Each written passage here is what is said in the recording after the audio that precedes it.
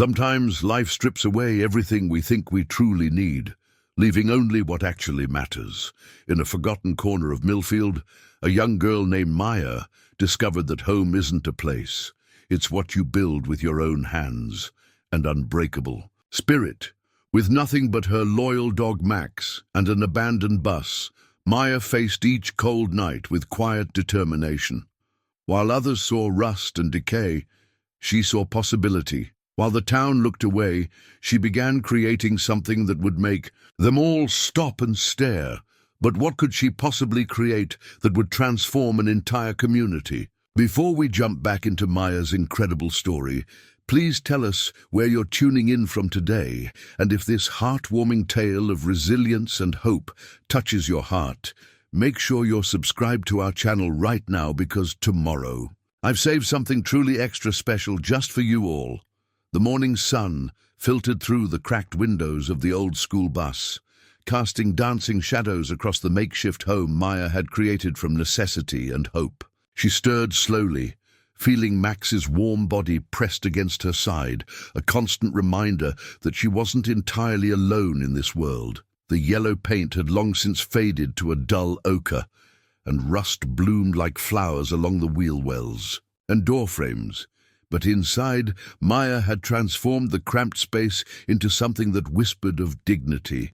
She had sewn curtains from fabric scraps found behind the tailor shop, their mismatched patterns somehow creating a cheerful mosaic across the windows. Milk crates served as furniture, carefully arranged to maximize the narrow aisle between the bench seats. Her most precious possession, a weathered composition notebook filled with sketches and observations, lay tucked beneath her pillow, protected from the elements and prying eyes.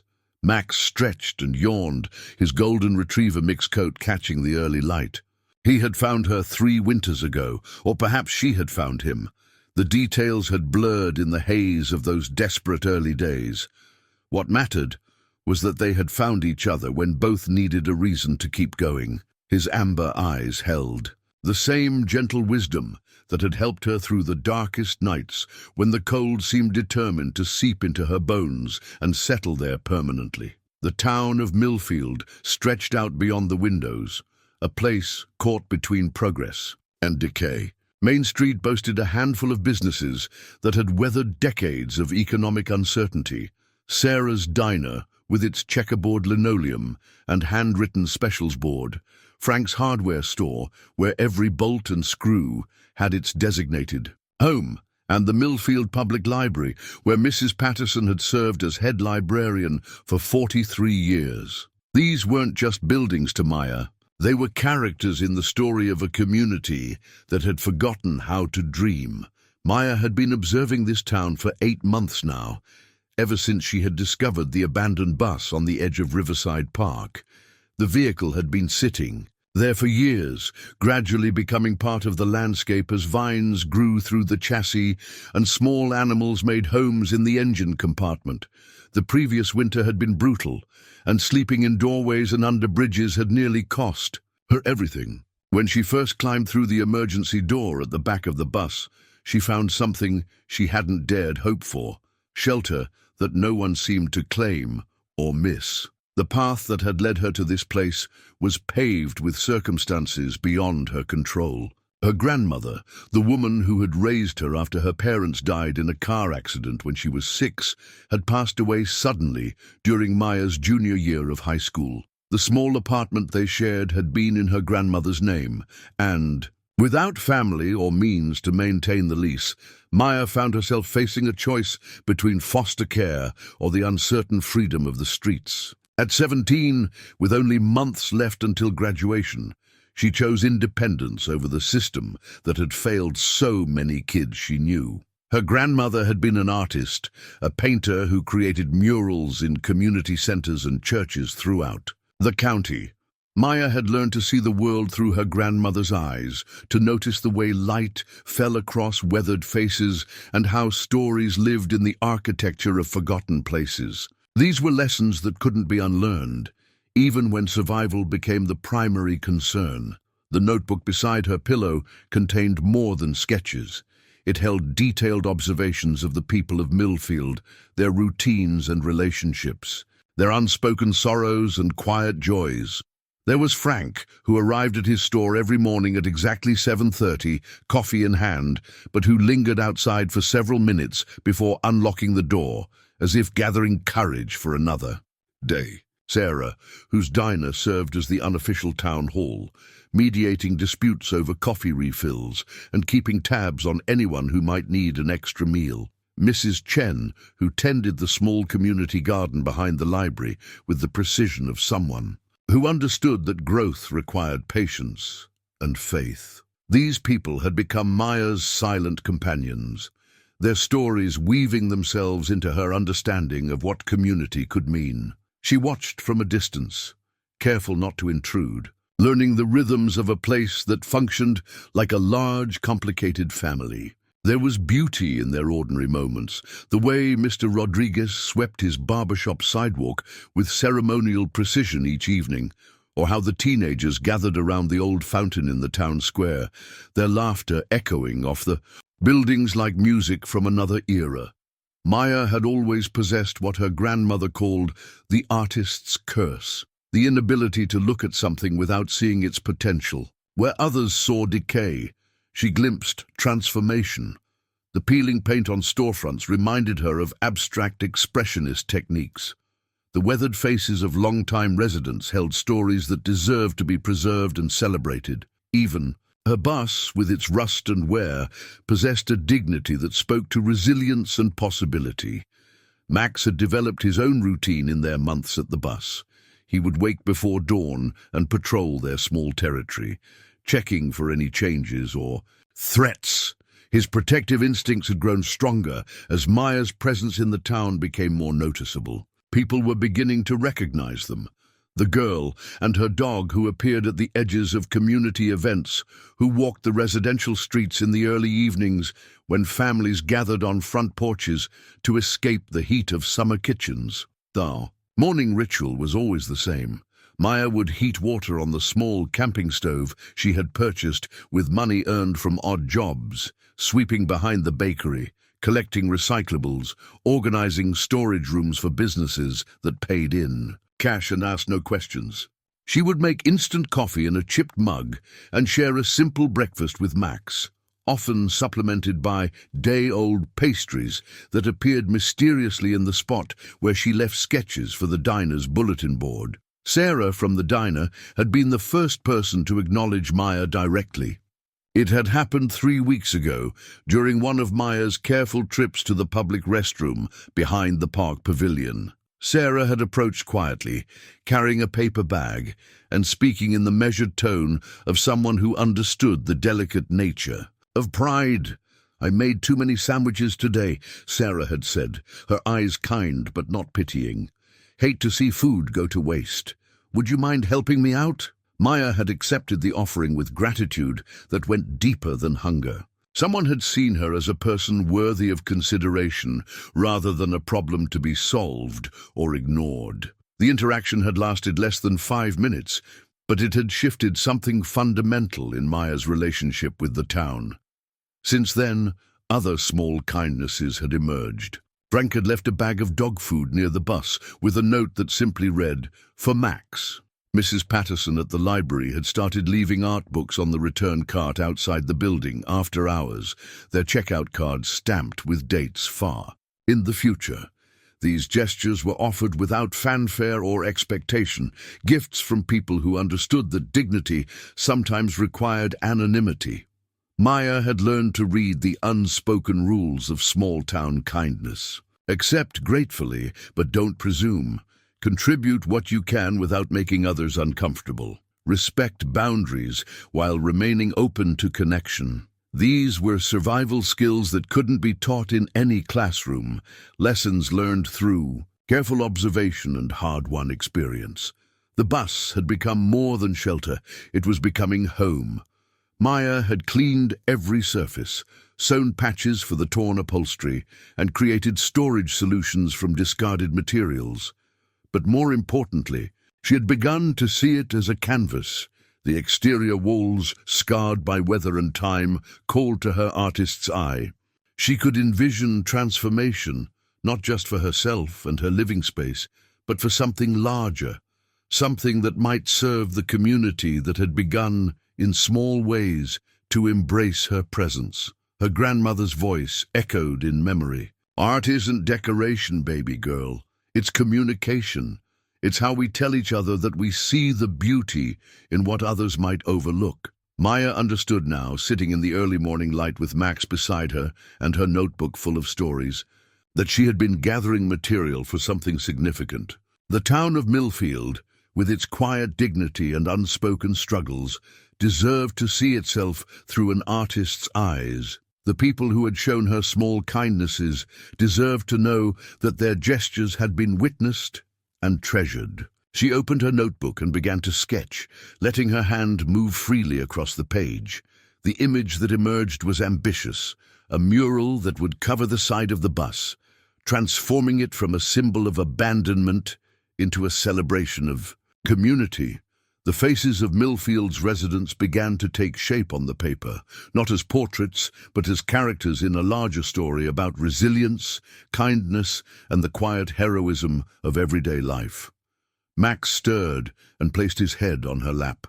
Sensing the shift in her energy, Maya scratched behind his ears and continued sketching, her mind already working through the practical challenges ahead. Paint was expensive. Large-scale artwork required planning and permission. Most importantly, creating something this visible would mean stepping out of the shadows and into the full attention of a community that might not be ready to accept her permanent presence. But as the morning sun climbed higher and the sounds of Millfield waking to another day filtered through the bus windows, Maya felt something she hadn't experienced since her grandmother's death. The electric anticipation of a vision demanding to be brought to life.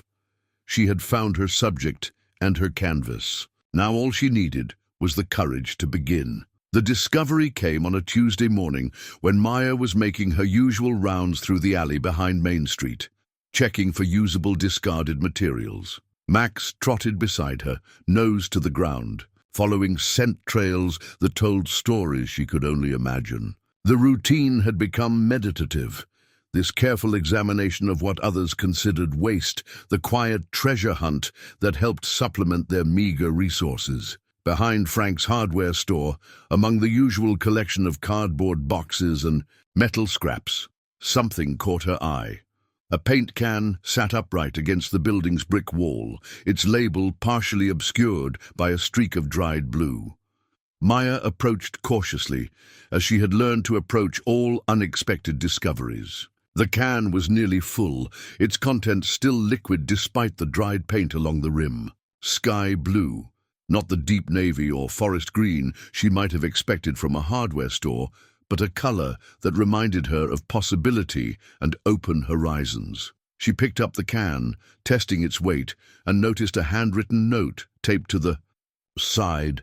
Wrong shade for the Johnson kitchen, still good paint. Frank's neat handwriting suggested this wasn't truly discarded, but offered another of those careful gifts that allowed her to maintain dignity while accepting help. Max sat patiently as Maya examined her find, his golden coat catching the morning light that slanted between the buildings. The paint can seem to pulse with potential in her hands, and suddenly the sketches in her notebook weren't abstract dreams, but concrete possibilities. This single can wouldn't be enough for the mural she envisioned, but it was a beginning, a first brushstroke in a larger composition that was demanding to be born. The walk back to the bus felt different, charged with a nervous energy that made Maya's steps lighter despite the paint can's weight. She had carried many things over the past months: food, supplies, the occasional piece of furniture someone had left for collection, but this felt like carrying a decision that would change everything. As she rounded the corner into Riverside Park, Maya noticed the familiar figure of Mrs. Chen tending to her community garden.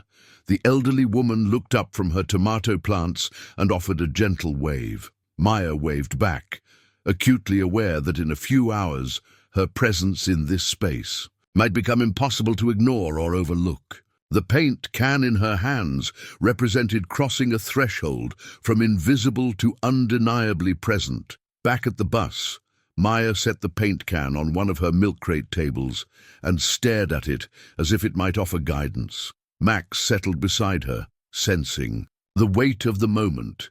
The morning routine of breakfast and quiet observation suddenly felt inadequate preparation for what she was contemplating. She opened her notebook to the mural sketch she had been refining for weeks. The design had evolved from simple portraits to something more complex, a visual narrative that wove together the individual stories she had observed into a larger tapestry of community life. Frank, standing in his store doorway, not with the hesitation she witnessed each morning, but with the quiet confidence of a man who had served his neighbors for decades. Sarah behind the diner counter, her hands busy, but her eyes attentive to the conversations swirling around her. Mrs. Chen in her garden, surrounded by the fruits of patience and care. The teenagers at the fountain, their energy and laughter a promise of the town's future. The technical challenges were significant. The bus's curved surface would require careful planning to avoid distortion. The metal would need proper preparation to ensure paint adhesion. Most importantly, once she began, there would be no hiding the work or pretending it was temporary. This would be a statement of permanence, a declaration that she intended to remain and contribute rather than simply survive. Maya had learned to read the rhythms of the town well enough to know when her activities would draw the least attention. The lunch hour brought most people indoors, leaving the streets temporarily quiet. She could begin with the preliminary work, cleaning and priming the surface, and gauge reactions before committing to the full design. The decision crystallized as she watched a group of children playing in the park, their voices carrying across. The grass like music. These children deserved to grow up in a place that celebrated its own story, that recognized the beauty in ordinary moments and everyday people. Their parents and grandparents deserved to see themselves reflected in something permanent and beautiful, rather than always being reminded of what the town lacked or had lost. Maya opened the paint can with a screwdriver from her small tool collection, releasing the smell of possibility into the bus's cramped interior. The blue was even more beautiful than she had hoped, vibrant but not overwhelming, reminiscent of clear skies and deep water. It would serve as the background for the more complex colors she would need to acquire over time. She prepared her workspace with the methodical care her grandmother had taught her.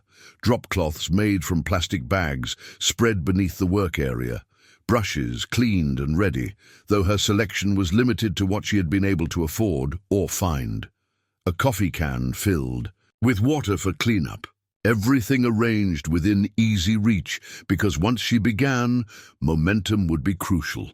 The first brushstroke was simultaneously terrifying and liberating. Maya had chosen a small section near the bus's rear, less visible from the main paths, but prominent enough to serve as a test of community reaction. The blue paint flowed smoothly across the rusted metal, covering years of weathering with a single decisive stroke. Max positioned himself as a sentinel, his attention focused on the paths leading to their sanctuary. He had developed an intuitive understanding of Maya's moods and seemed to recognize the significance of this moment. His presence provided both protection and encouragement, a reminder that she wasn't entirely alone in this bold step forward. As Maya continued painting, covering rust with hope and possibility, she became aware of the sound of approaching footsteps. On the gravel path, her hand stilled on the brush as two women came into view, their conversation stopping abruptly when they noticed the activity around the bus. "Well, I'll be," said the first woman, whom Maya recognized as Mrs. Hartwell from the post office. "Someone's fixing up that old thing." "About time," replied her companion, Mrs. Rodriguez from the dry cleaner. "Been an eyesore long enough?" Maya held her breath, uncertain whether their comments represented approval or criticism. The women stood observing for several minutes, their conversation continuing in lower tones that Maya couldn't quite make out. Finally, they continued their walk, but not before Mrs. Rodriguez called out, "Looking good, hun. That blue's real pretty." The simple encouragement sent a surge of warmth through Maya's chest. She had been so focused on potential negative reactions that she hadn't fully considered the possibility of immediate acceptance. These women saw improvement where others might see presumption. They saw care being taken where others might see unauthorized activity. Emboldened, Maya continued working, covering more of the bus's scarred surface with the hopeful blue. Each brushstroke felt like a small act of faith. Faith in herself, in her vision, and in the community that was slowly beginning to see her as something more than a temporary presence to be tolerated. As the afternoon wore on, more people passed by. Some stopped to observe, offering comments that ranged from curious to encouraging. A few teenagers on bikes circled back for second looks, their interest seeming genuine rather than mocking. Mr. Patterson from The most significant moment came near sunset, when Frank himself appeared on the path. Maya's hands stilled as he approached, uncertain how the hardware store owner would react to her use of his discarded paint. But Frank's expression was thoughtful, rather than disapproving as he examined her work. "Good coverage," he said after a long moment. "Metal took the paint well. You did proper prep work." Maya found her voice. "Thank you for the paint. The note said it was still good." Frank nodded, slowly. "Too good to waste. Looks like you found the right use for it." He paused, studying the section she had completed. "You planning something bigger?" Maya gestured toward her notebook, open to the mural sketch. Frank studied the drawing with the careful attention of someone who understood craftsmanship and vision. "That's ambitious," he said finally. "You'll need more colors, more supplies." It wasn't a discouragement, but an acknowledgement of the scope of her vision. Maya felt something shift in the space between them, a recognition of her serious artistic intent rather than mere decoration or impulsive activity. "I can work slowly," Maya said, "as materials become available." Frank nodded again. "Good art takes time." He turned to leave, then paused. "There's a community bulletin board inside my store. People post things they're looking for, things they have to offer. Might be worth checking." As Frank walked away, Maya understood that something fundamental had changed. The first brushstroke had been more than paint on metal. It had been a declaration of belonging, a claim to space and purpose in this community. The reactions throughout the day suggested that her presence was evolving from temporary to potentially permanent, from survived to accepted. Max pressed against her side as the evening light began to fade, and Maya set down her brush with a sense of completion that extended far beyond the small section of painted bus.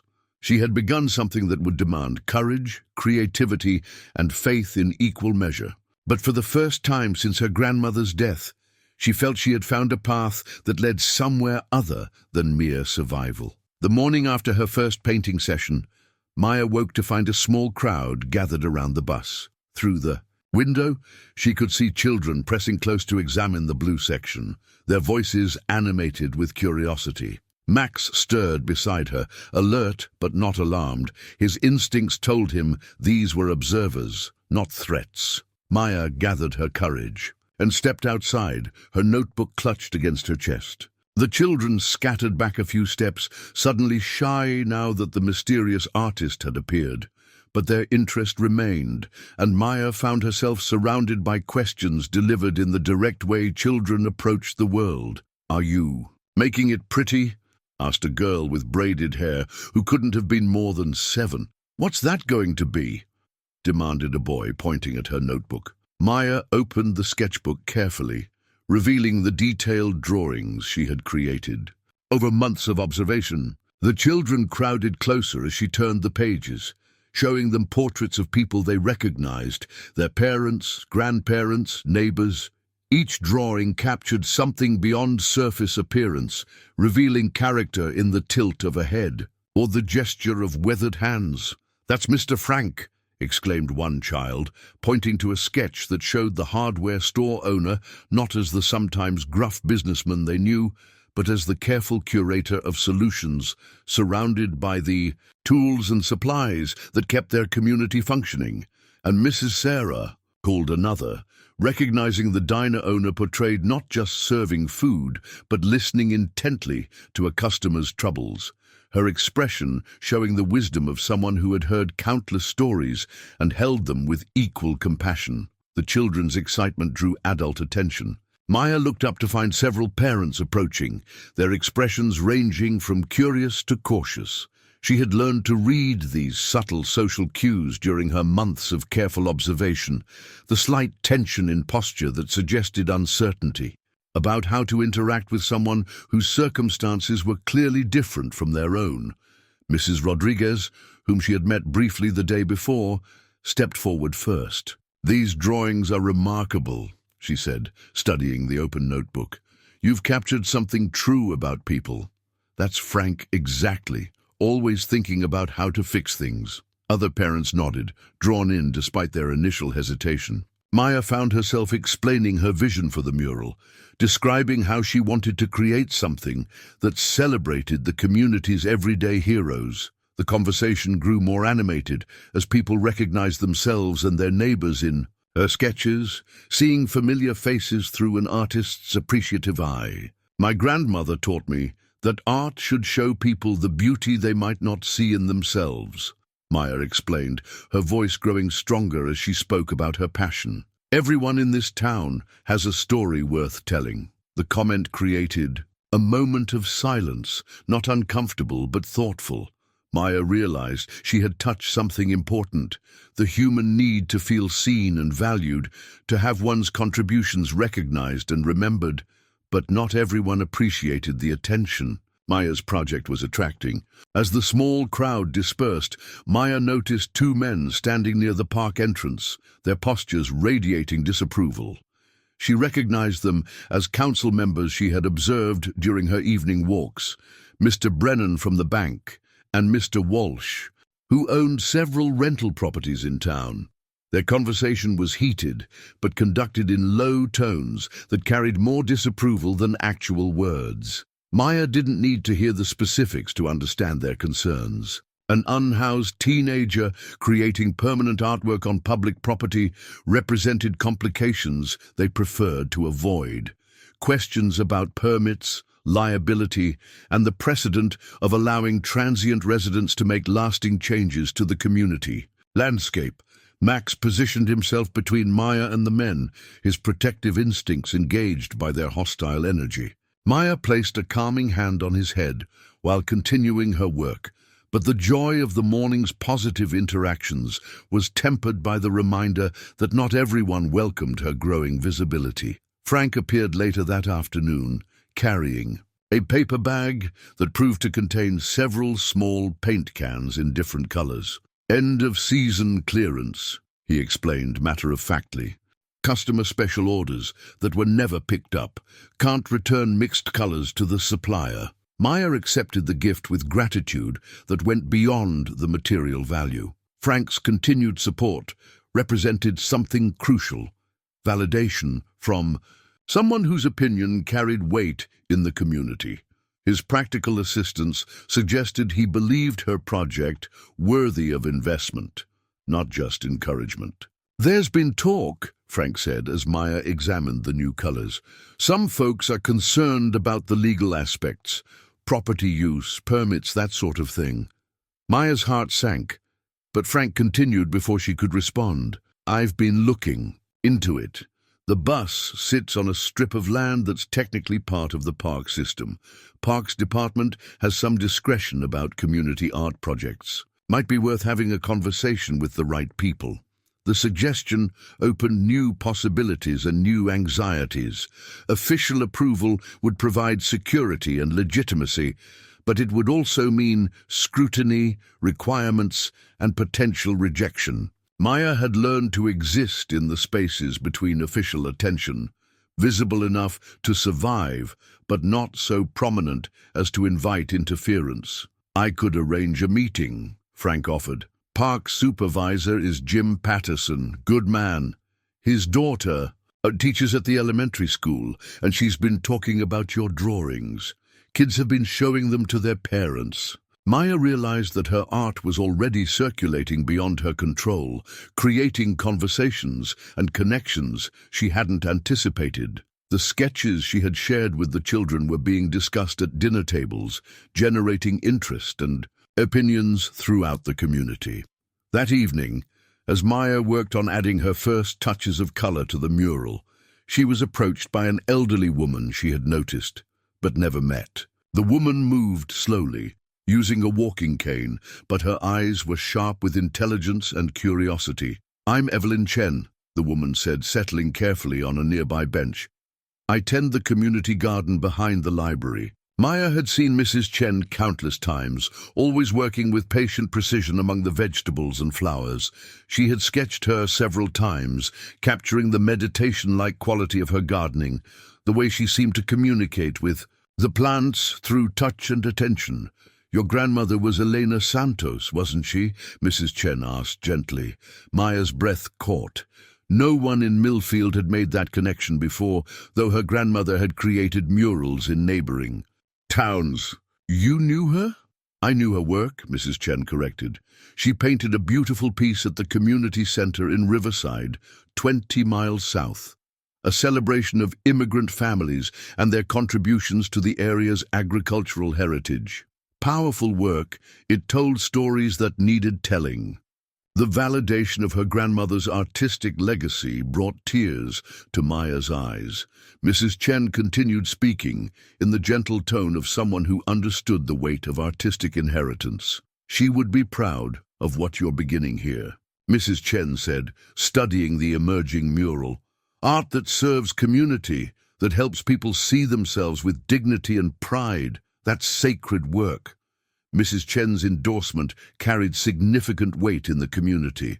She had lived in Millfield for over 30 years, raised children here, contributed countless volunteer hours to various community projects. Her approval could influence other residents who were still uncertain about Maya's place in their town. "There will be challenges ahead," Mrs. Chen warned gently.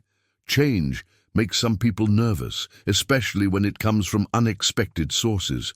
But good art has always required courage, both from the artist and from the community willing to embrace it." As the older woman prepared to leave, she reached into her bag and withdrew a thermos of tea and a small container of homemade cookies. "For tomorrow morning," she said simply, "artists need sustenance." Maya accepted the gifts with overwhelming gratitude, understanding that Mrs. Chen was offering more than food. She was offering mentorship, protection, and the kind of spiritual support that had sustained artists throughout history. That night, as Maya settled into the bus with Max beside her, she reflected on the day's complex interactions. Her project was generating excitement and opposition in equal measure, creating ripples that extended far beyond her initial artistic intentions. The children's enthusiasm, Frank's practical support, and Mrs. Chen's wisdom provided encouragement, but the disapproval of community leaders represented challenges she would need to navigate carefully. She opened her notebook to a fresh page and began sketching a new addition to her mural design.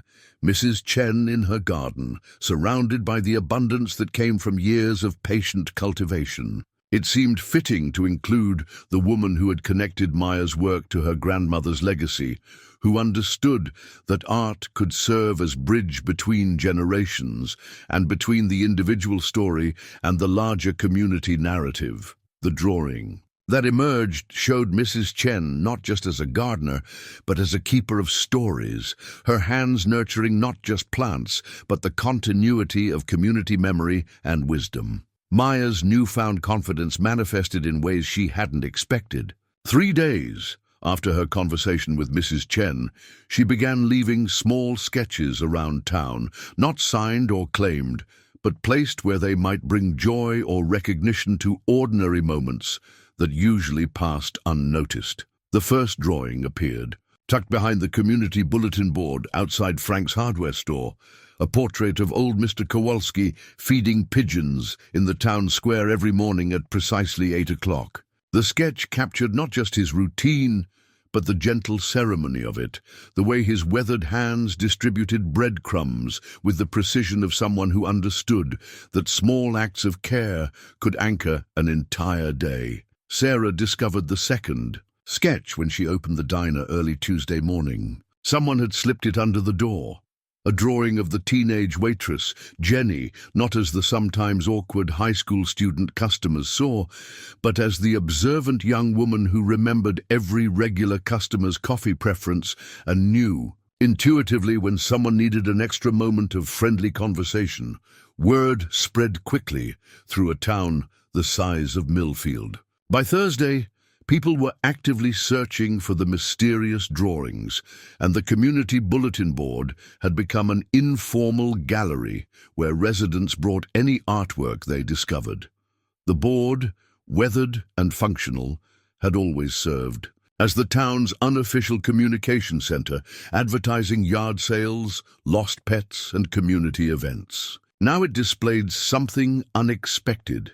Evidence that someone was paying careful, appreciative attention to the daily lives of Millfield's residents. Frank noticed the change in foot traffic immediately. People who rarely visited his hardware store were stopping by to check the bulletin board, lingering to examine the growing collection of sketches.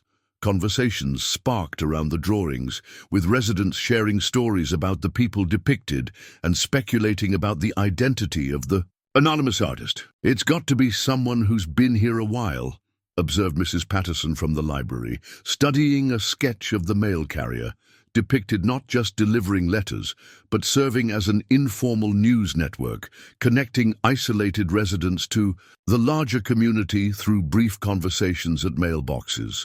"Whoever it is has a real gift," added Tom Brennan's wife, despite her husband's vocal concerns about Maya's growing visibility. "These aren't just pictures. They're seeing something special in regular folks." Maya listened to these conversations from her careful distance, heart swelling with pride and nervousness in equal measure. The positive response to her anonymous work was encouraging, but it also intensified the scrutiny around her bus project. People were beginning to make connections, wondering if the girl painting the old school bus might be responsible for the mysterious artwork appearing throughout town. Sarah confirmed these suspicions during an encounter that would prove pivotal. Maya had been making one of her early morning trips to the public restroom when the diner owner emerged from her kitchen carrying a bag of supplies. "I hope you don't mind," Sarah said, her voice carrying the careful casualness of someone offering help without diminishing dignity. "I ordered too many art supplies for Jenny's school project. Seemed wasteful to let them sit unused." The bag contained brushes, charcoal pencils, and a pad of quality sketch paper, materials that would have taken Maya weeks to afford through her odd jobs and careful saving. But more importantly, Sarah's words acknowledged what everyone was beginning to understand without directly naming it. "Your drawings have been bringing people together," Sarah continued. "Folk are talking to each other more, sharing stories about their neighbors. That's not something that happens by accident." Maya accepted the supplies with gratitude that went beyond their material value. Sarah's support represented a crucial endorsement. The diner owner was widely respected, known for her practical kindness and sound judgment. Her approval could influence residents who were still uncertain about embracing an unhoused teenager's growing presence in their community. "There's been some talk at the town council," Sarah warned gently. "Not all of it supportive, but there's been support too, more than you might expect. People are starting to see value in what you're creating." The mention of town council discussions sent a chill through Maya's chest. Official attention could mean protection and legitimacy, but it could also mean restrictions, requirements, or outright prohibition. She had learned to exist in the spaces between official notice, visible enough to contribute, but not so prominent as to invite interference. That afternoon, Maya encountered evidence of the community division Sarah had mentioned. While working on her mural, adding details to a portrait of the elementary school crossing guard, she overheard a heated conversation between two women at the park entrance. "It's all very nice," said one voice Maya recognized as Mrs. Walsh, the banker's wife. "But we can't just encourage anyone to set up permanent residence wherever they please. There are procedures, regulations, health concerns." "Oh, for heaven's sake, Margaret," replied the second voice, Mrs. Johnson from the bakery.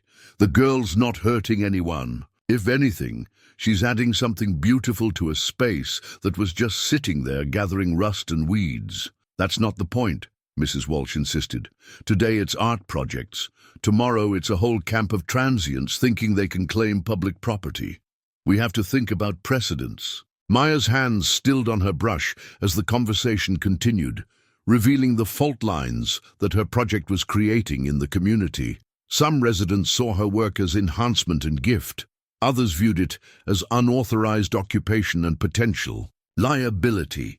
The division wasn't simply about art or property rights. It reflected deeper questions about who belonged in the community and what kinds of contributions deserved recognition. Max pressed against her side, sensing her distress. Maya resumed painting, but the joy of creation was tempered by awareness of the larger stakes involved. Her mural was becoming more than artistic expression. It was a test of the community's willingness to embrace unexpected beauty. And the people who created it, the support that emerged, was often subtle but significant. Mrs. Rodriguez from the dry cleaner began timing her evening walks to coincide with Maya's work hours, offering friendly conversation and occasional advice about weather, protection for the painted surfaces. The teenagers who gathered at the town fountain started including Maya in their peripheral social awareness, nodding acknowledgement when they passed, and occasionally stopping to examine her progress with genuine interest rather than mere curiosity. Most surprisingly, children began bringing Maya objects they thought might be useful. Interesting rocks for paperweights, plastic containers that could serve as paint wells, fallen branches that suggested natural brushes. Their offerings were presented with the matter-of-fact generosity of people too young to understand why some adults found Maya's presence controversial. These interactions revealed something important about community acceptance. It often happened gradually, person by person, relationship by relationship, rather than through official declarations or formal recognition. Maya was building a network of support that transcended legal permits or political approval. The bulletin board itself became a symbol of this grassroots acceptance. Frank had quietly expanded its size, adding a second panel to accommodate the growing collection of found sketches and community responses. People began leaving not just artwork, but written appreciations, sharing stories about the depicted subjects and expressing gratitude for being seen with such caring attention. "Thank you for showing us how special ordinary moments can be," read one anonymous note, tucked beneath a sketch of the library volunteer reading to preschoolers. "My grandmother would have loved being remembered this way," wrote someone else, responding to a drawing of elderly Mrs. Patterson tending her front yard roses with the careful devotion of someone for whom beauty was a daily practice. Maya realized that her anonymous sketches were creating something she hadn't anticipated, a community conversation about recognition, appreciation, and the value of paying attention to each other's lives. People were not just looking at her art, but looking more carefully at their neighbors, seeing familiar faces with fresh awareness of dignity and contribution. As she worked late into the evening, adding final touches to her crossing guard portrait, Maya felt a profound shift in her relationship with Millfield. The town was no longer just a place where she survived. It was becoming a place where she belonged, where her contributions were valued, and where her vision of community celebration was taking root. The bulletin board, weathered and practical, had become an unlikely gallery space, transforming functional communication into artistic dialogue. It represented something larger, a community's willingness to expand its definition of valuable contribution and meaningful citizenship. The Millfield Public Library had always served as Maya's refuge during the coldest winter days, a place where she could sit for hours without purchasing anything or explaining her presence. Mrs. Patterson, the head librarian, had never questioned Maya's extended visits, simply ensuring that the most comfortable reading chairs remained available and the temperature stayed warm enough for someone without proper winter clothing. On this particular morning, Maya had come seeking inspiration for the next phase of her mural. The portraits of contemporary residents were progressing well, but she sensed the piece needed deeper roots, a connection to the community's history that would give weight and context to the present-day celebrations.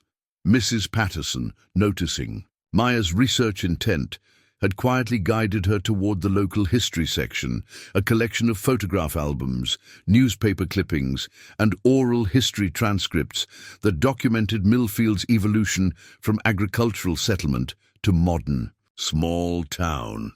The old photograph that changed everything was tucked between pages of a 1950s town newsletter. The black and white image showed a group of families posed in front of what was clearly an earlier version of Main Street. The same buildings Maya knew, but younger, fresher, surrounded by farmland that had long since given way to residential development.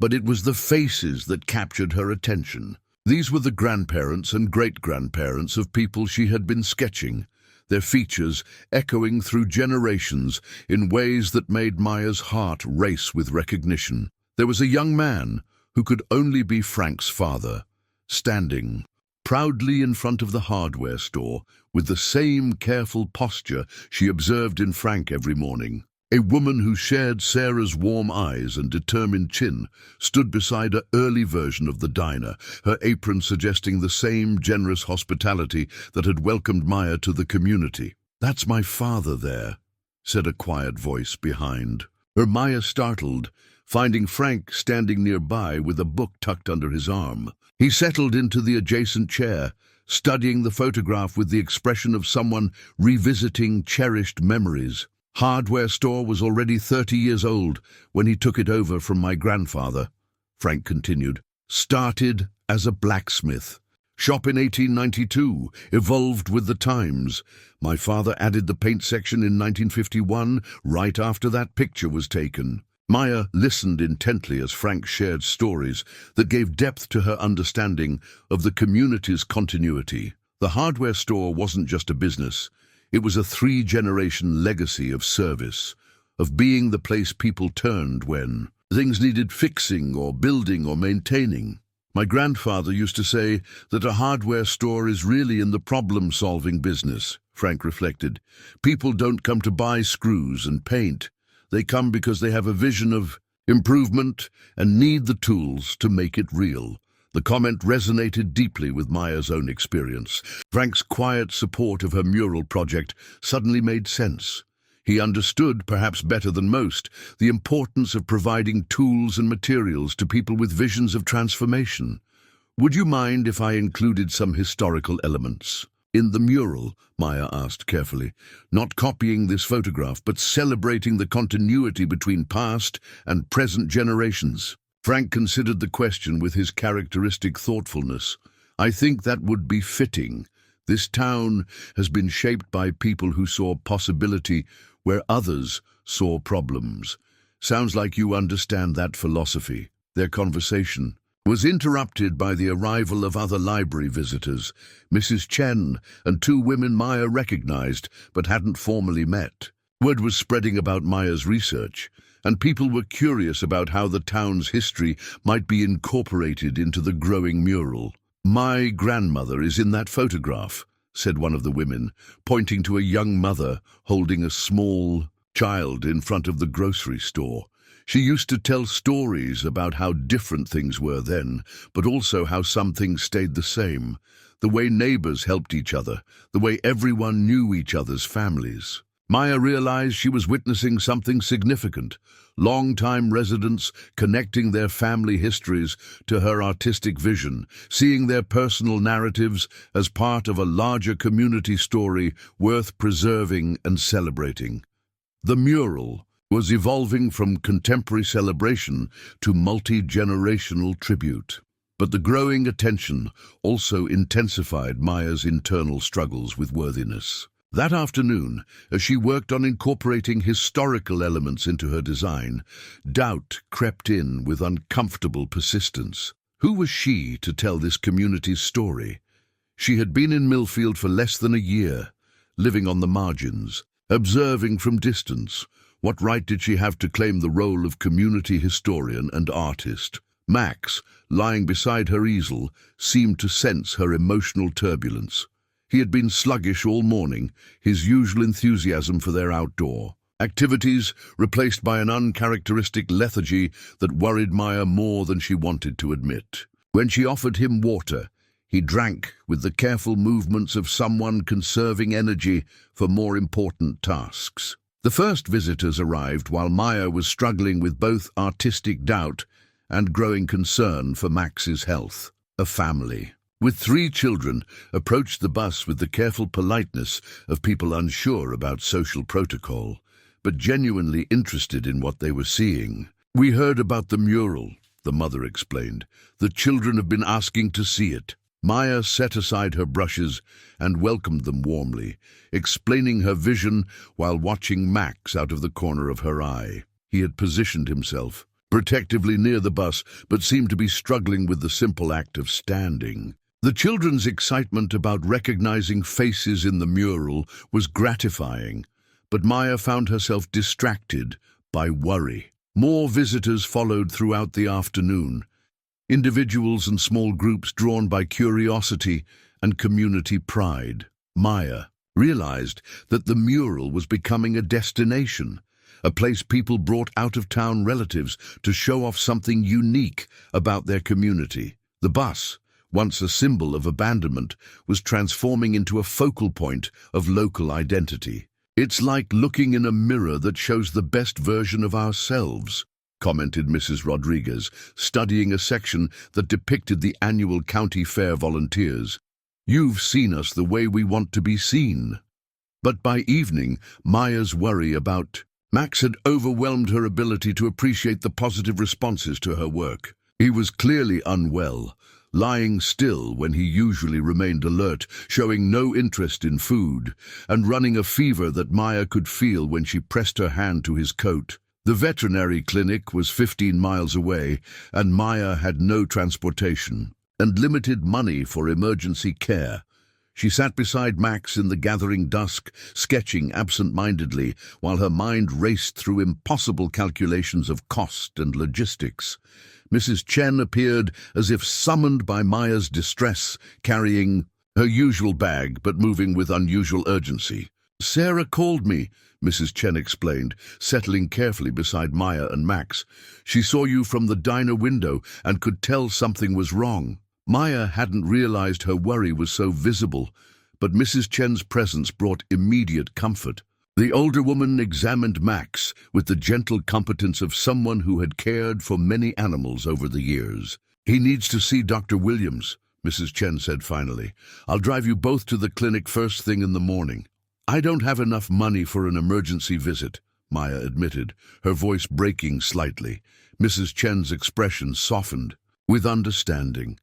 "Sometimes communities take care of their own," she said simply. "Max has been part of Millfield almost as long as you have.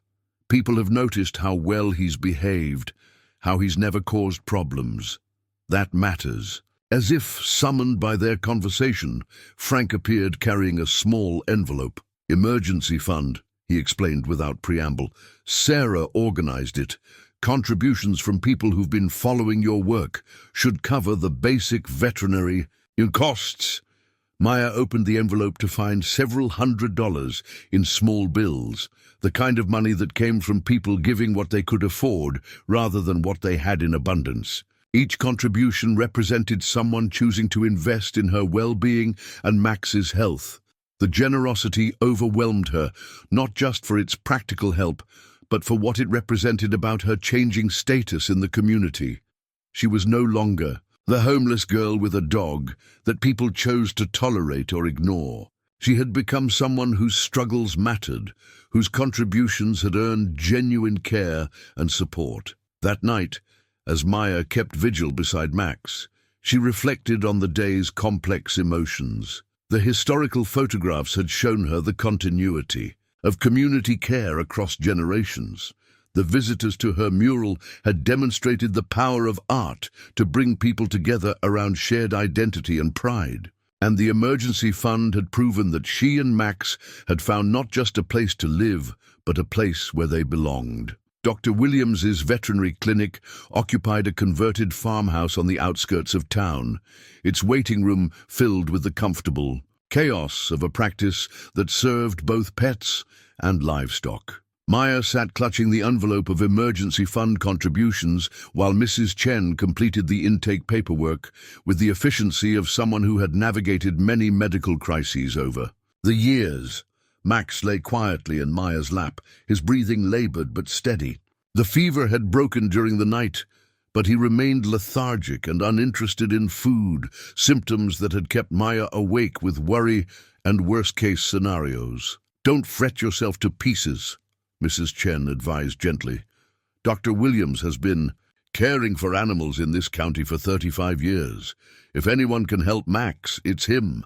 The examination revealed what Dr. Williams diagnosed as a severe respiratory infection, likely complicated by exposure to weather and insufficient nutrition during the hardest months of winter. The treatment would require antibiotics, special food, and careful monitoring, expensive but not catastrophic. "He's basically a healthy dog who's been living rough," Dr. Williams explained as he prepared Max's medications. "With proper care, he should recover completely, but he'll need to stay warm and dry while the antibiotics do their work." The veterinary bill came to $437, more than Maya had earned in some months, but covered entirely by the community fund Frank had delivered. As Maya stared at the itemized charges, she felt the familiar tension between gratitude and inadequacy that characterized so much of her experience accepting help. Mrs. Chen seemed to understand her internal struggle. "Pride is a luxury you can't afford when someone you love needs care," she said matter-of-factly. "Max would do the same for you if positions were reversed." The drive back to town revealed evidence of the mural's growing reputation beyond Millfield's borders. 2 cars with out-of-county license plates were parked near Riverside Park, their occupants photographing the bus and examining Maya's work with the careful attention of people who had made a special trip to see something unique. "Word's been spreading," Mrs. Chen observed. "Sarah mentioned that folks from Clear Creek and Riverside have been asking about the girl who's painting the community mural. Social media, you know. People post pictures, and suddenly something local becomes regional news." Maya felt a familiar mix of excitement and anxiety about expanded attention. Recognition for her work was validating, but it also meant increased scrutiny and potential complications. She had learned to exist in the spaces between official notice, visible enough to contribute but not so prominent as to invite unwanted interference.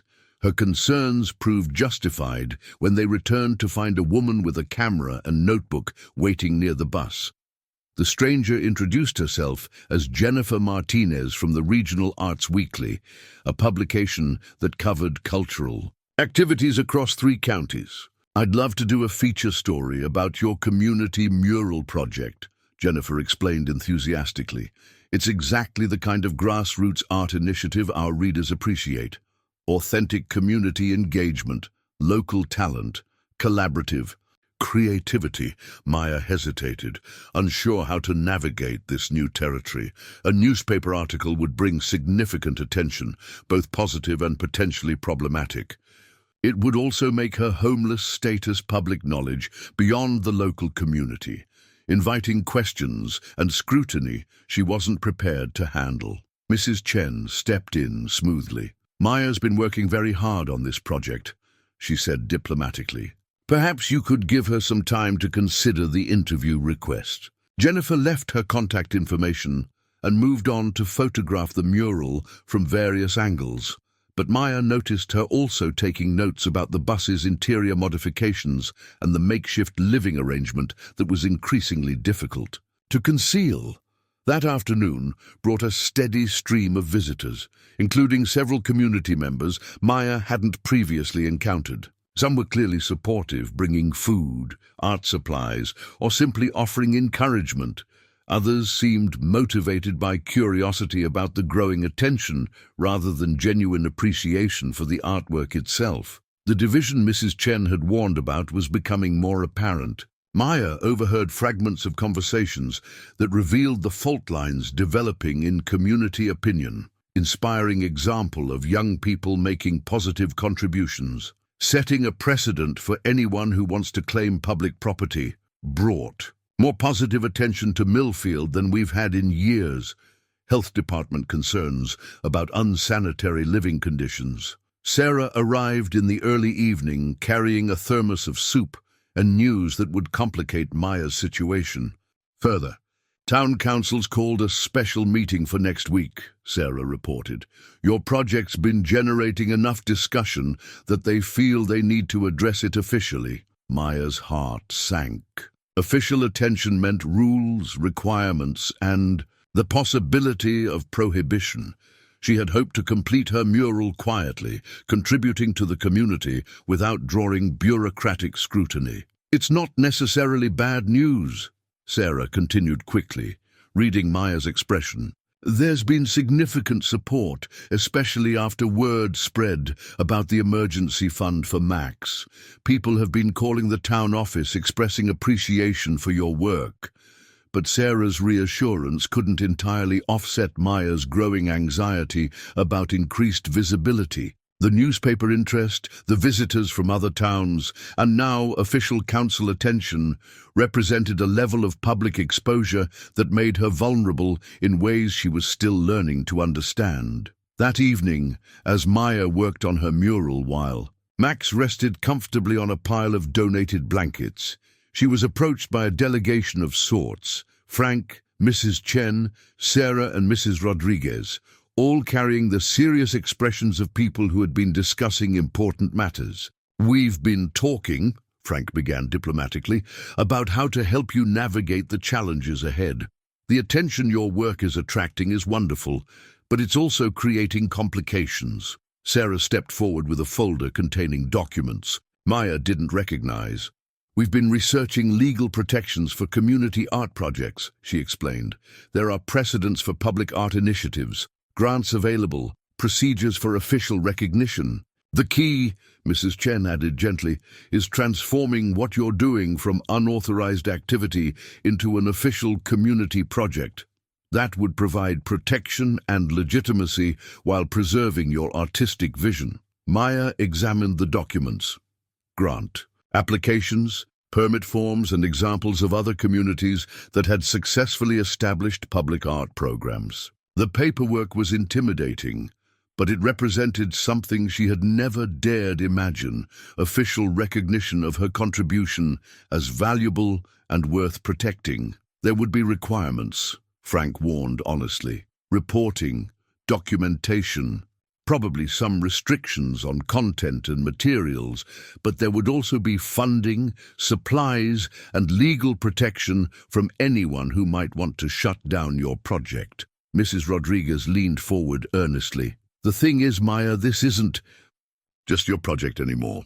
It's become something the whole community has invested in, emotionally and financially. People want to see it succeed, but that means navigating the official processes. The conversation continued late into the evening, covering practical matters of grant applications, permit requirements, and community presentation strategies. Maya realized she was being offered something extraordinary, not just tolerance or charity, but genuine partnership in transforming her individual artistic vision into an official community initiative. As her informal advisory committee prepared to leave, Sarah pulled Maya aside privately. I know this feels overwhelming, she said gently. Going from trying to stay invisible to being the center of attention is a big adjustment. But you've created something meaningful here, and the community wants to protect it, and you. That night, as Maya settled beside Max in their increasingly comfortable bus home, she reflected on how profoundly her situation had changed. The veterinary bill, covered entirely by community contributions, represented both the crushing weight of poverty, and the transformative power of belonging. She was no longer surviving alone. She had become part of something larger, with all the security and responsibility that implied. The official-looking envelope arrived on a Tuesday morning, delivered by a courier who seemed surprised to find Maya and Max living in what he had clearly expected to be an abandoned vehicle. Maya signed for the certified letter with growing apprehension, recognizing the legal formatting and formal language that typically preceded life-changing complications. The document inside was a property development notice, informing all interested parties that Riverside Development Corporation had submitted a formal proposal to purchase the lot containing miscellaneous abandoned property, including one derelict school bus, for the purpose of constructing a 12-unit apartment complex. The notice included technical drawings showing the bus's current location marked for demolition and debris removal. Maya's hands trembled as she read the legal language that reduced her home and artwork to miscellaneous abandoned property. The developer's timeline was aggressive, preliminary approval sought within 30 days, with construction scheduled to begin before winter. Everything she had built, everything the community had embraced and supported, faced obliteration too. Make way for generic housing that would serve people who had no connection to Millfield's history or character. Max, now recovering well from his illness, sensed Maya's distress and pressed against her side with the intuitive support he had provided. Throughout their partnership, Maya buried her face in his coat, allowing herself a moment of despair before forcing herself to think practically about response options. The morning's routine visitors, children on their way to school, early dog walkers, residents who had incorporated, checking on mural progress into their daily schedules, immediately noticed Maya's distress. Word spread with the efficiency that characterized small-town communication networks. By mid-morning, Frank had arrived carrying coffee and the grim expression of someone who had been expecting this development. "I've been hearing rumors about outside development interest," he admitted.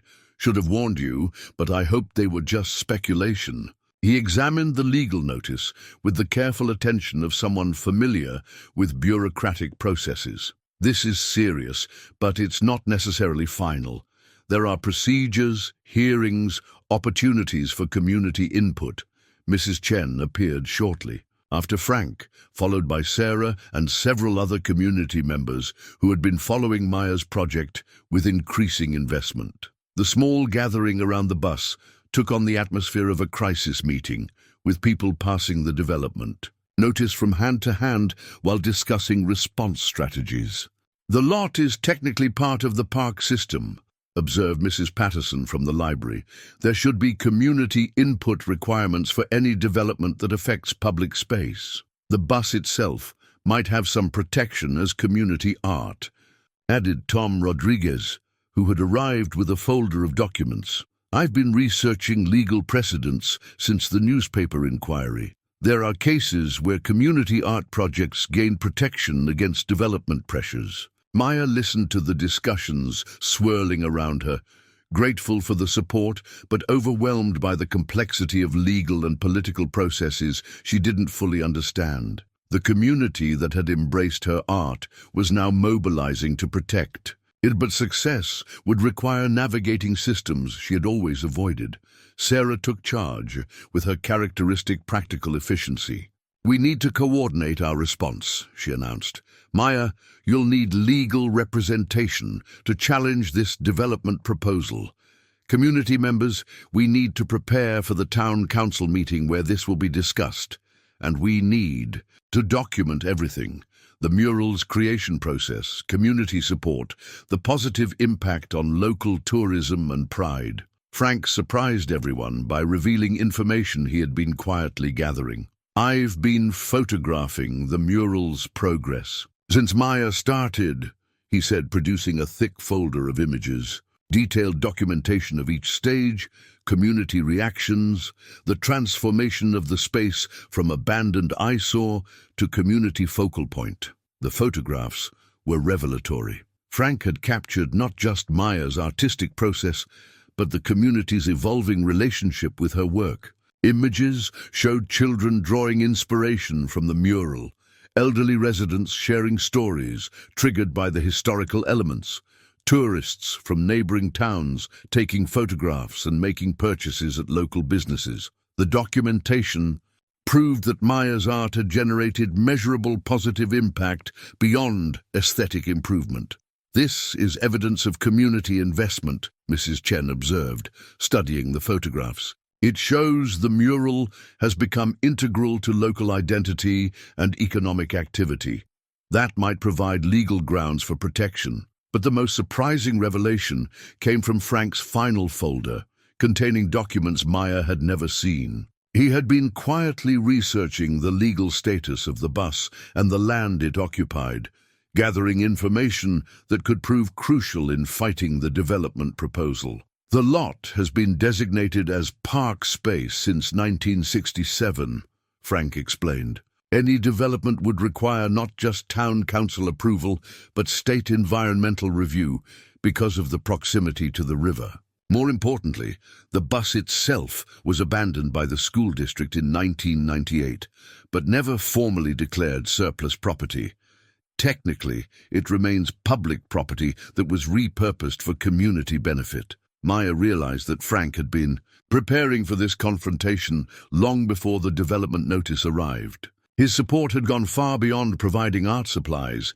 He had been building a legal foundation to protect her work and her place in the community. The town council meeting was scheduled for the following Thursday, giving the community just over a week to prepare their response to the development proposal. Maya faced the terrifying prospect of speaking publicly about her project, defending not just her art, but her right to remain in the only place that had felt like home since her grandmother's death. "You won't be alone," Sarah assured her as the informal strategy session concluded.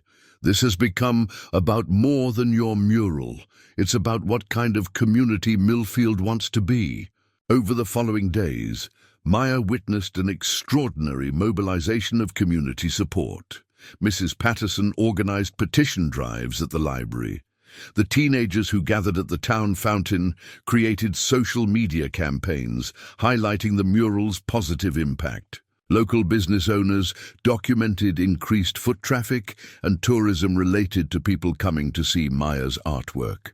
Most significantly, the emergency fund that had covered Max's veterinary bills evolved into a legal defense fund with contributions coming not just from Millfield residents, but from people in neighboring communities who had heard about the development threat through regional news coverage. The newspaper article Maya had been reluctant to participate in proved crucial for generating external support.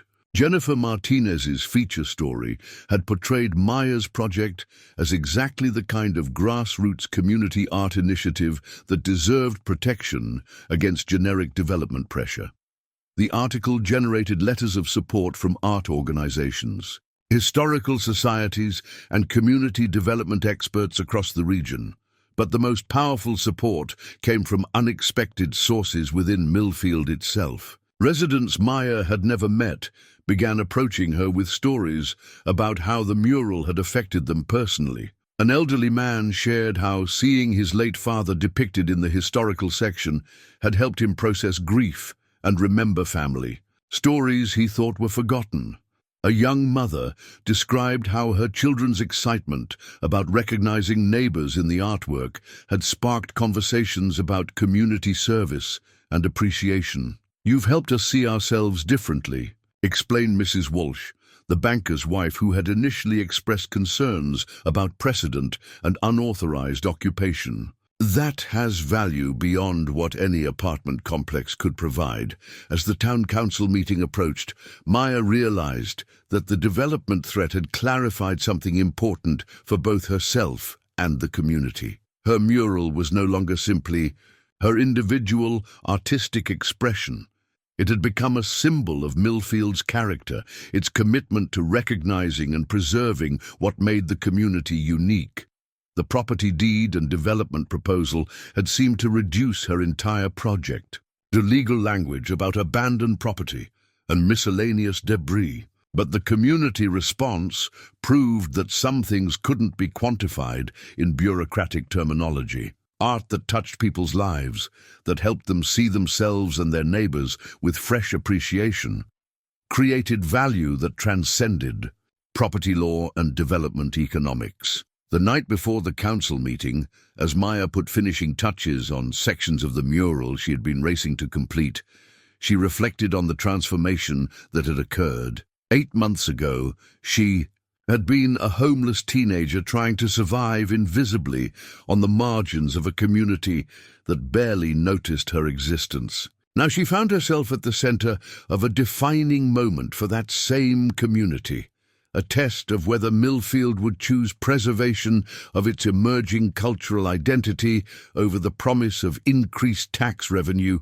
and population growth. Max lay beside her easel, healthy and alert, his presence a reminder of how much had changed since those desperate early days. They had found not just shelter, but belonging, not just survival, but purpose. Tomorrow would determine whether that belonging was strong enough to withstand the pressures of development and change. The petition arrived at the town council office 3 days before the scheduled meeting, bearing 473 signatures from residents across Millfield and neighboring communities. Sarah had spearheaded the effort with the systematic efficiency that made her diner the unofficial community coordination center, but the grassroots support had spread far beyond what anyone had anticipated. Maya held the original petition document, with trembling hands, studying the names that represented people choosing to take a public stand on her behalf. Some signatures belonged to familiar supporters: Frank, Mrs. Chen, the library staff, regular customers from Sarah's diner. But many came from residents she had never met, people who had signed based solely on appreciation for her artwork and what it represented about community values. Mrs. Henderson from Oak Street signed, Sarah pointed out, indicating an elderly woman who rarely left her house except for church and medical appointments. She sent a note saying that walking by your mural each morning on her way to physical therapy gives her something beautiful to think about besides her arthritis. The petition had evolved into something more comprehensive than a simple show of support. Community members had attached testimonials describing how Maya's art had affected them personally, creating a document that read like a collective love letter to the transformative power of public art. Business owners provided evidence of increased foot traffic and tourism.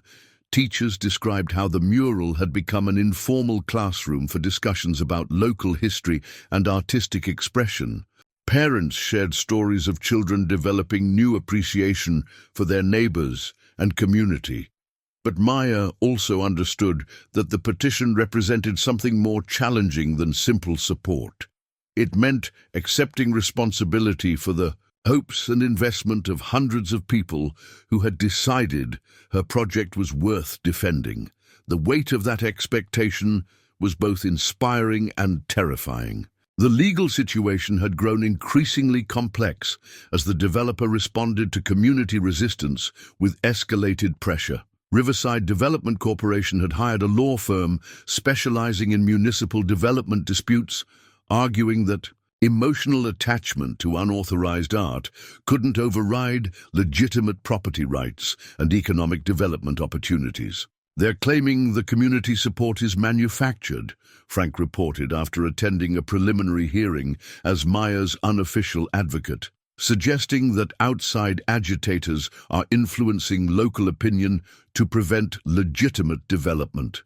Maya felt a familiar surge of anxiety about her status as an outsider attempting to influence community decisions. Despite months of growing acceptance, she remained vulnerable to accusations that she was a transient person with no legitimate claim to participate in Millfield's future planning. Mrs. Chen seemed to sense Maya's internal struggle during one of their evening conversations beside the mural. Community isn't defined by how long you've lived somewhere. she said gently. It's defined by how much you care about the place and the people. You've demonstrated more genuine investment in Millfield's character than many people who were born here. The older woman's words provided comfort, but Maya knew the legal battle would require more than moral support. The developer's resources and political connections created significant advantages in the official processes that would determine her project's fate. That's when Mrs. Chen revealed the plan she had been developing quietly for weeks. "I've been thinking about legacy," she said, settling onto the bench where she often watched Maya work. "I'm 83 years old, and my children live in California. They visit twice a year and tolerate their mother's attachment to this old town, but they have no real connection to Millfield." Maya listened with growing curiosity as Mrs. Chen continued. "I own the property adjacent to this lot, 2 acres, that includes the community garden and extends back toward the river. It's been in my family since 1952, when my husband and I bought it with dreams of building a house and raising children here." The revelation surprised Maya, who had always assumed Mrs. Chen's gardening activities were part of a general community volunteer effort. "I've been considering what to do with that land as I get older. My original plan was to sell it eventually, add to my retirement fund. But watching your project develop has given me a different vision."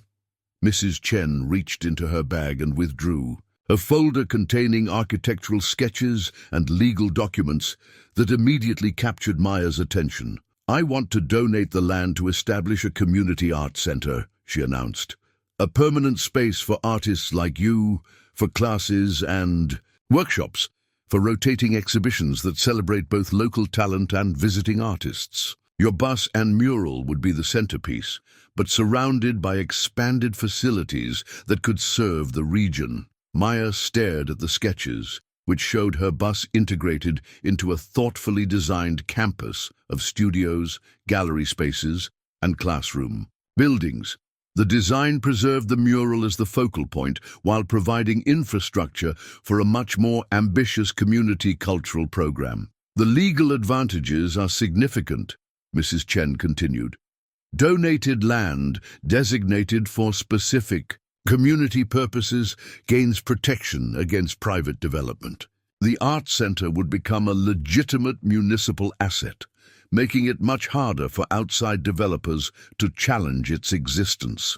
The proposal was breathtaking in both its generosity and its implications. Maya would no longer be a homeless teenager, fighting to keep her unauthorized artwork.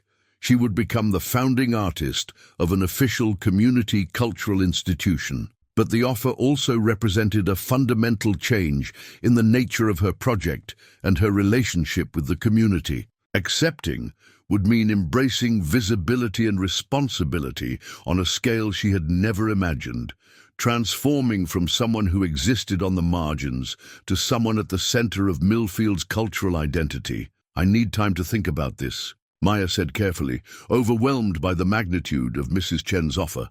"Of course," Mrs. Chen replied gently. "It's a big decision that affects the rest of your life. But I wanted you to know the option exists before the town council meeting.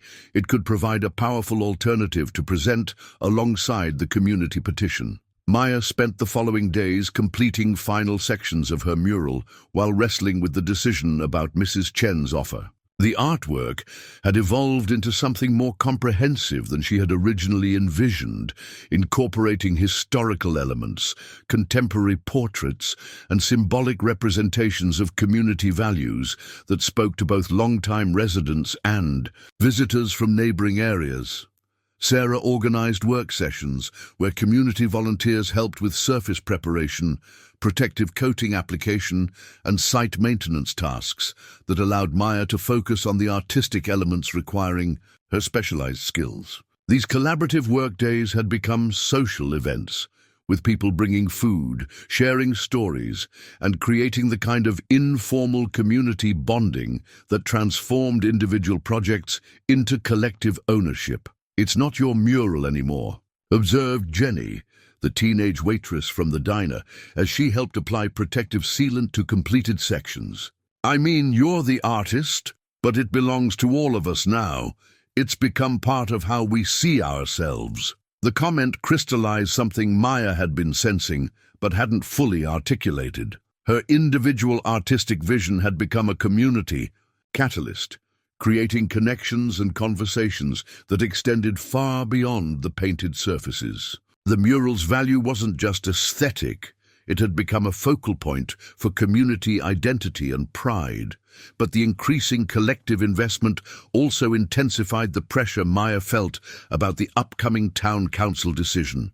Hundreds of people had signed the petition, contributed to legal costs, and publicly supported her project. Their investment deserved the most strategic response possible, even if that meant accepting help and visibility that challenged her instincts for independence and anonymity. The developer's final counter-proposal arrived 2 days before the council meeting, offering a compromise that revealed their awareness of the community opposition's strength. Riverside Development Corporation proposed relocating Maya's mural to a wall inside the planned apartment complex's community room, preserving the artwork while proceeding with the housing development. "They're trying to buy off the opposition," Frank analyzed grimly. "Preserve the art, but destroy the context that makes it meaningful." Maya knew immediately that relocating the mural would fundamentally destroy its essence. The artwork had meaning, precisely because it existed in public space where everyone could access it, where it served as a daily reminder of community connection and shared identity. Moving it indoors would reduce it to decoration rather than community catalyst. That evening, as Maya worked on final details of the historical section depicting Millfield's founding families alongside contemporary residents, she made her decision about Mrs. Chen's offer. The older woman approached as if sensing the resolution. "I want to accept your proposal," Maya announced, "but with conditions." Mrs. Chen nodded, encouraging her to continue. "The art center should serve the broader community, not just me. I want a programming that provides opportunities for other artists, especially young people who might not otherwise have access to materials and instruction. And I want to maintain some independence, a role as founding artist rather than director or administrator." Mrs. Chen smiled with the satisfaction of someone whose careful planning had achieved its intended result. "Those terms are exactly what I had hoped for. You understand that real community service requires balancing individual vision with collective benefit." As Maya prepared for the town council meeting that would determine her project's fate, she reflected on the extraordinary journey from homeless teenager to community artist. The petition, with its hundreds of signatures, represented more than support. For her mural, it demonstrated Millfield's commitment to nurturing the kind of cultural investment that transformed ordinary places into communities people felt proud to call home. The Millfield Community Center had never hosted a meeting quite like this one. By 6:30, 30 minutes before the scheduled start, every chair was occupied and people were standing along the walls. Maya had arrived early with Mrs. Chen and Sarah, hoping to settle her nerves before facing the largest audience she had ever addressed. The microphone at the podium seemed to mock her with its potential for amplification and humiliation. Maya had spent years perfecting the art of invisibility, of contributing without drawing attention, of surviving through careful observation rather than public participation. Tonight required her to abandon every survival strategy she had developed since her grandmother's death. Council Chairman Bradley called the meeting to order with unusual formality, acknowledging the extraordinary community interest in the evening's agenda. "We're here to consider Riverside Development Corporation's proposal for the Riverside Park lot and the community response regarding existing use of that property." Maya's hands trembled as she reviewed her notes, written and rewritten dozens of times over the past week. Beside her, Max provided steady comfort, his presence a reminder that she had faced challenges before and survived through determination and community support. The developer's representative spoke first, presenting plans for the 12-unit apartment. complex with professional slides and economic projections. David Morton from Riverside Development Corporation emphasized job creation, increased tax revenue, and addressing the community's need for affordable housing options. The existing unauthorized occupation of public property cannot be allowed.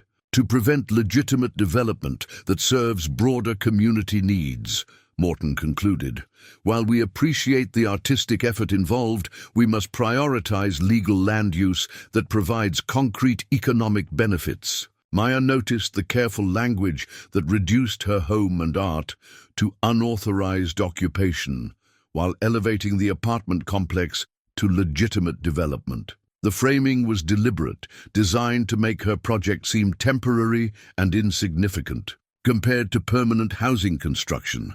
When Council Chairman Bradley called Maya to the podium, the room fell completely silent. She approached the microphone with legs that felt unsteady, acutely aware that this moment would determine not just her own future, but the fate of a project that had become central to community identity. "My name is Maya Santos," she began, her voice barely audible until Mrs. Patterson from the back called out, "We can't hear you, dear. Speak up." Maya adjusted the microphone and tried again, drawing on reserves of courage she hadn't known she possessed. "My name is Maya Santos, and 8 months ago I found an abandoned bus that gave me shelter when I had nowhere else to go." The simple beginning seemed to capture the room's attention in a way that prepared presentations had not. Maya continued, describing her journey from survival to artistic vision to community integration, but focusing on what the project had meant for other people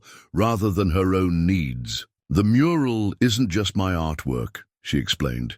"It's become a mirror that helps Millfield see itself, the stories that connect past and present, the people whose contributions deserve recognition, the beauty that exists in everyday moments. If we take time to notice." As Maya spoke, her nervousness gradually gave way to passion for the subject she knew better than anyone else. She described the historical research that had revealed connections between current residents and founding families, the way children had responded to seeing their neighbors depicted with dignity and appreciation, the tourism and business interest that had developed around the community art project. Then Maya revealed Mrs. Chen's proposal for the Community Art Center, presenting architectural sketches and explaining how the expanded facility would serve the broader region while preserving the mural as its centerpiece. "This isn't just about keeping my artwork," Maya emphasized. "It's about choosing what kind of community Millfield wants to be. One that nurtures creativity and celebrates its own character, or one that accepts generic development because it seems easier than preserving what makes us unique." The room erupted in spontaneous applause, but Maya noticed Morton whispering urgently to Chairman Bradley. When the noise subsided, Morton requested permission to present a revised proposal. "Riverside Development Corporation recognizes the community's attachment to this artwork," he announced. "We're prepared to offer Maya Santos $50,000 to relocate her mural to our community center facility, where it would be professionally preserved and displayed for residents and visitors." The financial offer created immediate tension in the room. Maya had never seen that much money, and for someone who had survived on odd jobs and community charity, it represented security she had never dared imagine. But before Maya could respond, community members began standing to address the council. Mrs. Henderson, who rarely left her house, spoke about how the mural had given her daily inspiration during her recovery from hip surgery. Frank described the increased foot traffic and business interest generated by people coming to see the artwork. The elementary school art teacher explained how she had incorporated visits to the mural into curriculum about local history and creative expression. "You can't relocate something that belongs where it is," declared Jenny from the diner. "That mural exists because of where it is, because it's part of our daily lives, because everyone can see it and feel connected to it." One by one, community members shared personal stories about how Maya's art had affected them, creating a collective testimony that the mural's value couldn't be measured in dollars or relocated without losing its essential meaning. As the testimonies continued, Maya realized that the community was not just supporting her project, they were defending their own investment in a vision of Millfield that prioritized character and creativity over convenience and profit. The microphone had given her a voice, but the community had found its own voice in response to her courage. The vote, when it finally came, was as decisive as it was unexpected. Chairman Bradley called for a show of hands on the motion to reject the development proposal and accept Mrs. Chen's donated land for the Community Art Center. Maya watched from her seat in the front row as hands rose throughout the room, not just from her known supporters, but from residents she had never met, council members who had remained neutral throughout the discussions, even from some people who had initially seemed skeptical of her project. The motion passes unanimously, Chairman Bradley announced, his voice carrying surprise at the complete lack of opposition. The council accepts Mrs. Chen's generous donation and approves the establishment of the Millfield Community Art Center, with Maya Santos's mural as its founding installation. The room erupted in applause and cheers that seemed to go on forever.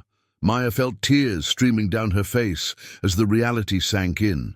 Not just that her project would be preserved, but that an entire community had chosen to embrace a vision she had barely dared to imagine herself. David Morton from Riverside Development Corporation approached Maya during the celebration that followed the formal vote. She braced herself for anger or legal threats, but his expression was resigned rather than hostile. "I have to admit, I underestimated what you created here," he said, extending his hand in a gesture of respectful concession. "Our market research focused on demographics and property values, but we missed the emotional investment your work generated. That's not something you can relocate or replicate." Morton's gracious acknowledgement of defeat surprised Maya, but it also demonstrated something important about the community's decision. They hadn't just rejected development, they had chosen preservation of something unique and meaningful over generic improvement that could happen anywhere. Mrs. Chen appeared beside Maya, carrying the official documents that would transfer her land to municipal ownership for the art center. The older woman's eyes were bright with satisfaction and pride.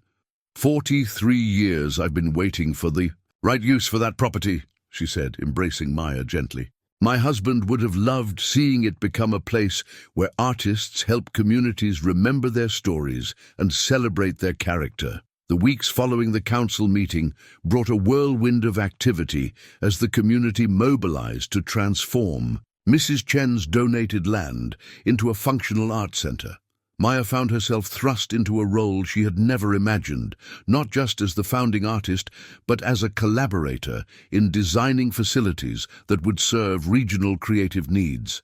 Frank coordinated volunteer construction efforts with the same systematic efficiency he brought to managing hardware store inventory. Sarah organized food service for workdays and handled coordination with contractors and suppliers.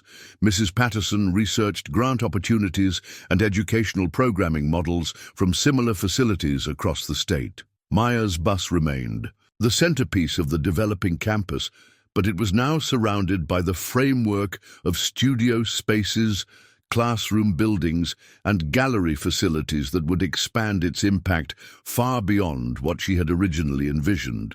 The mural itself was professionally sealed and protected, while remaining fully accessible to the daily visitors who had made it part of their routines. The first official programming began before construction was even complete. Maya found herself teaching art classes for children in a temporary classroom space, sharing techniques and encouraging young people to look at their community through artists' eyes. The experience of mentoring others revealed talents she hadn't known she possessed: patience, clear communication, and the ability to inspire confidence in people who doubted their creative abilities. "You're a natural teacher," observed Mrs. Rodriguez, whose granddaughter had enrolled in Maya's first art class.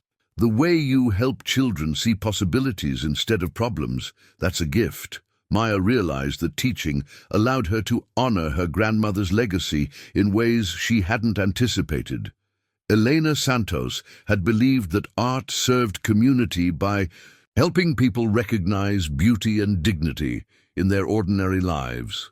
Now Maya was passing those same values to a new generation, while continuing to create work that celebrated the stories and characters that made Millfield unique. The official, groundbreaking ceremony took place on a sunny October afternoon, 6 months after the town council vote. Maya stood with Mrs. Chen, Frank, Sarah, and dozens of community members around the site where the main gallery building would be constructed. Mayor Patterson, who had remained diplomatically neutral during the development controversy, now spoke enthusiastically about the art center's potential to attract visitors and enhance Millfield's regional reputation. But for Maya, the most meaningful moment came when Max bounded across the construction site, healthy and happy, greeting friends he had made throughout the community. Watching him interact comfortably with children, elderly residents, and everyone in between, Maya realized that they had both found something neither had possessed since her grandmother's death. A place where they were not just tolerated or temporarily welcomed, but truly belonged. The golden shovel that Mayor Patterson handed Maya for the ceremonial first scoop of earth felt heavy with significance. As she broke ground for the facility that would preserve her mural while expanding its mission, Maya reflected on the extraordinary journey from homeless teenager to community artist to cultural center founder. The unanimous vote that had sealed this transformation represented more than political support. It demonstrated a community's willingness to invest in vision over convenience, in character over generic improvement, in the belief that art could serve as a foundation for the kind of place people felt proud to call home. 6 months later, Maya stood in the completed main gallery of the Millfield Community Art Center, watching 36 children from 5 different towns work intently on a collaborative mural that would celebrate the agricultural heritage of their shared region. The large, bright space buzzed with concentrated creativity and occasional bursts of laughter as young artists discovered new techniques and encouraged each other's experiments. "Miss Maya, does this corn look right?" asked 7-year-old Emma, holding up her section of the farming scene with the serious expression of someone committed to accuracy. Maya examined the painting with equal seriousness, offering gentle suggestions about color mixing and brush technique while praising Emma's attention to detail. Teaching had revealed talents Maya hadn't known she possessed, and watching children gain confidence in their artistic abilities provided daily reminders of why the art center's mission mattered. The original bus, now weathered but lovingly maintained, occupied a place of honor in the center's sculpture garden. Maya's mural had been professionally preserved under protective covering that could be raised for viewing during good weather and educational programs. But the artwork had evolved beyond its original scope. Community members continued adding elements, turning it into an ongoing, collaborative celebration that grew and changed with the seasons. Max dozed contentedly in a patch of afternoon sunlight that streamed through the gallery's floor-to-ceiling windows. At nearly 9 years old, he had settled into the role of unofficial center mascot, greeting visitors with gentle dignity and providing therapeutic comfort to children who found art classes initially intimidating. His presence reminded Maya daily of how far they had both traveled from those desperate early months when survival had seemed uncertain. The art center had exceeded even Mrs. Chen's ambitious expectations. Regional media coverage had attracted visitors from across 3 counties, generating tourism revenue that helped support expanded programming. State Arts Council grants provided funding for visiting artist residencies and educational outreach to underserved communities. Most importantly, the facility had become exactly what Maya had originally envisioned in her grandmother's honor. A place where art served community by helping people recognize beauty and dignity in their ordinary lives. The afternoon class is here for their tour, announced Sarah, now serving as the center's volunteer coordinator alongside her diner responsibilities. She had become Maya's closest advisor on programming and community outreach, bringing her intuitive understanding of local needs to the center's growing regional mission. Maya welcomed the group of senior citizens who arrived weekly for art appreciation. Discussions and hands-on activities adapted for varying physical abilities. Mrs. Henderson, whose early encouragement had meant so much during the mural's creation, now served as the group's informal leader, sharing stories about Millfield's history that enriched every artistic project. "Today we're going to work on memory portraits," Maya explained, distributing supplies for the gentle drawing exercises that helped participants process personal histories through artistic expression. "Think about someone who helped shape who you are, and let's see if we can capture not just what they looked like, but what they meant to you." These sessions had become among Maya's favorite teaching activities, providing opportunities for elderly residents to share stories while creating artwork that celebrated relationships and experiences that might otherwise be forgotten. The resulting portraits filled a dedicated gallery wall, creating an informal oral history project that preserved community memory through visual art. Frank appeared in the doorway carrying a wooden box with the ceremonial formality that had characterized his involvement with the art center since its inception. Maya excused herself from the senior class to join him in the small office that served as her administrative workspace. "The town council asked me to present this," Frank said, opening the box to reveal a custom-made paintbrush with a handle carved from local maple wood and inscribed with words that brought tears to Maya's eyes. "Maya Santos, community artist, Millfield Art Center founder." The golden ferrule that held the brush's finest sable bristles caught the late afternoon light, transforming the practical tool into something that resembled ceremonial recognition. But more meaningful than the physical gift was what it represented: official acknowledgement of Maya's transformation from homeless teenager to established community leader. The inscription was Mrs. Chen's idea, Frank added gently. "She wanted you to have something that honored both your artistic talent and your contribution to community character." Maya accepted the paintbrush with overwhelming gratitude, understanding that it represented more than personal recognition. The gift symbolized Millfield's embrace of the idea that community was strengthened by welcoming unexpected contributions, by recognizing that the most transformative changes often came from the most unlikely sources. That evening, as the last classes concluded and the building settled into peaceful quiet, Maya walked through the galleries and studios that had grown, from her desperate search for shelter into a regional cultural resource. The walls displayed artwork from dozens of local artists, children, teenagers, adults, and elderly residents who had discovered or rediscovered their creative abilities through the center's programming. Mrs. Chen joined her in the sculpture garden, where the original bus sat surrounded by plantings that bloomed in rotation throughout the growing season. The elderly woman moved more slowly now, but her eyes remained sharp with intelligence and satisfaction. "Your grandmother would be proud," Mrs. Chen said simply, settling onto the bench where she had offered Maya her first real encouragement. "Art that serves community, that helps people see themselves with dignity and hope. That's the most important work anyone can do."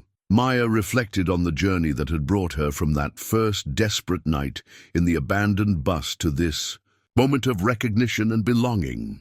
The golden paintbrush in her hand represented not just personal achievement, but evidence that communities could choose transformation over stagnation, that they could embrace unexpected gifts rather than fearing change.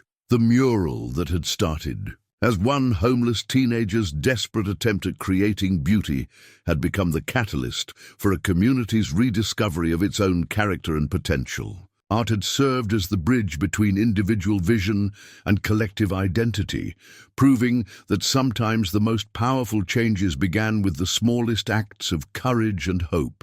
As Max settled beside her, and the last light faded from the October sky, Maya understood that she had found what her grandmother had always promised was possible, a place where art mattered, where community meant belonging, and where one person's determination to create beauty could inspire everyone to see themselves and their neighbors with fresh appreciation and love.